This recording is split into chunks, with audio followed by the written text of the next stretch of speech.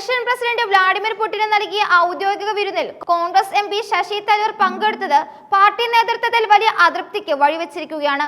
Party നേതൃത്വവുമായി ആലോചിക്കാതെയാണ് തരൂർ ഈ പരിപാടിയിൽ പങ്കെടുത്തതെന്നാണ് AICC വൃത്തങ്ങൾ വ്യക്തമാക്കുന്നത്. പ്രതിപക്ഷ നേതാക്കളെ മനഃപൂർവ്വം ഒഴിവാക്കിയ ഒരു ഔദ്യോഗിക പരിപാടിയിൽ പാർട്ടിയിലെ മുതിർന്ന നേതാവ് പങ്കെടുത്തതിലെ അനൗചിത്യമാണ് പ്രധാനമായും കോൺഗ്രസ് നേതൃത്വത്തെ ചൊടിപ്പിച്ചത്. കോൺഗ്രസ് വക്താവ് പവൻ ഖേരയുടെ പ്രതികരണം തന്നെ നേതൃത്വത്തിന്റെ കടുത്ത അതൃപ്തി എത്രത്തോളം ഉണ്ടെന്ന് വ്യക്തമാക്കുന്നുണ്ട്. വിരുന്നിന് ക്ഷണം നൽകിയവരും ക്ഷണം സ്വീകരിച്ച് പങ്കെടുത്തവരും ചോദ്യം നേരിടേണ്ടി വരുമെന്നായിരുന്നു ഖേരയുടെ വിമർശനം. താൻ ഇല്ലായിരുന്നുവെങ്കിൽ, അതായത് പ്രതിപക്ഷ നേതാക്കളെ വിളിക്കാത്ത ഒരു വിരുന്നിന് പോകില്ലായിരുന്നുവെന്നും അദ്ദേഹം കൂട്ടിച്ചേർത്തു.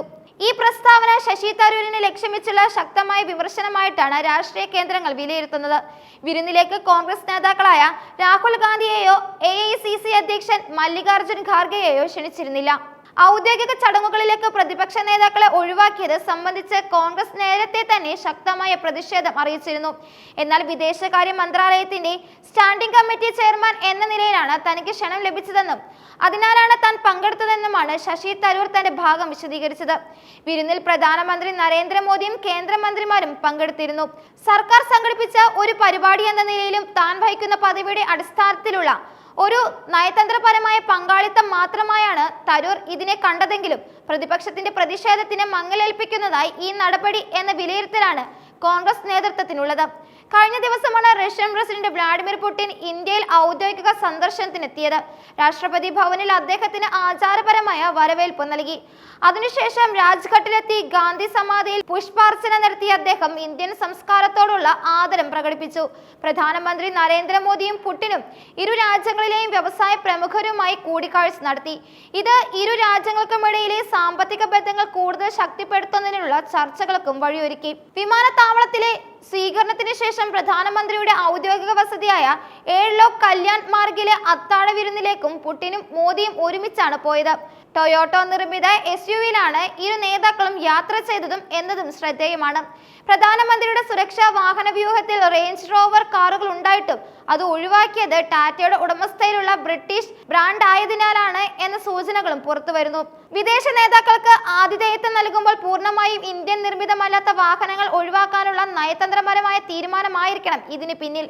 വിരുന്നിനിടെ പ്രധാനമന്ത്രി നരേന്ദ്രമോദി പുടിന് ഭഗവത്ഗീതയുടെ റഷ്യൻ തർജിമ സമ്മാനിച്ചത് സാംസ്കാരിക കൈമാറ്റത്തിന്റെ പ്രതീകമായി.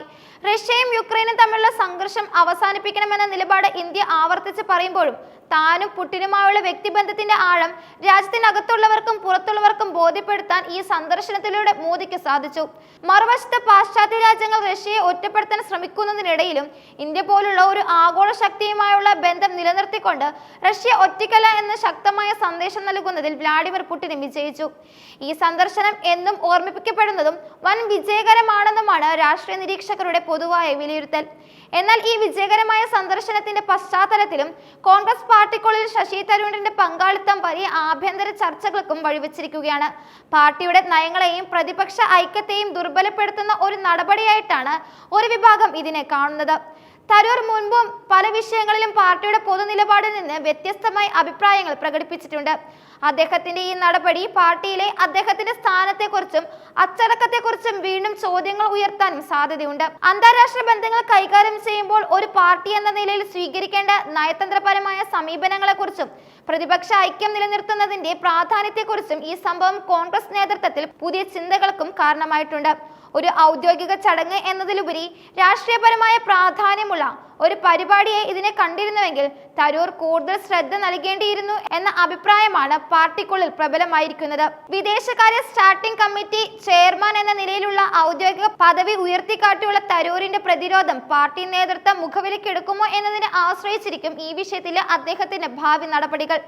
ചുരുക്കത്തിൽ വ്ളാഡിമിർ പുടിന്റെ ഇന്ത്യ സന്ദർശനം ഇരു രാജ്യങ്ങൾക്കും വിജയമായി മാറിയപ്പോൾ കോൺഗ്രസ് പാർട്ടിക്കുള്ളിൽ ഒരു ആഭ്യന്തര തർക്കത്തിന് അത് വഴിവെച്ചിരിക്കുന്നു. ഈ വിഷയത്തിൽ ശശി തരൂർ കൂടുതൽ വിശദീകരണം നൽകേണ്ടി വരുമോ, അതോ പാർട്ടി അദ്ദേഹത്തിന് താക്കീത് നൽകിയ വിഷയത്തിൽ നിന്നും പിന്മാറുമോ എന്നുള്ളതാണ് ഇനി രാഷ്ട്രീയ കേന്ദ്രങ്ങൾ ഉറ്റുനോക്കുന്നത്.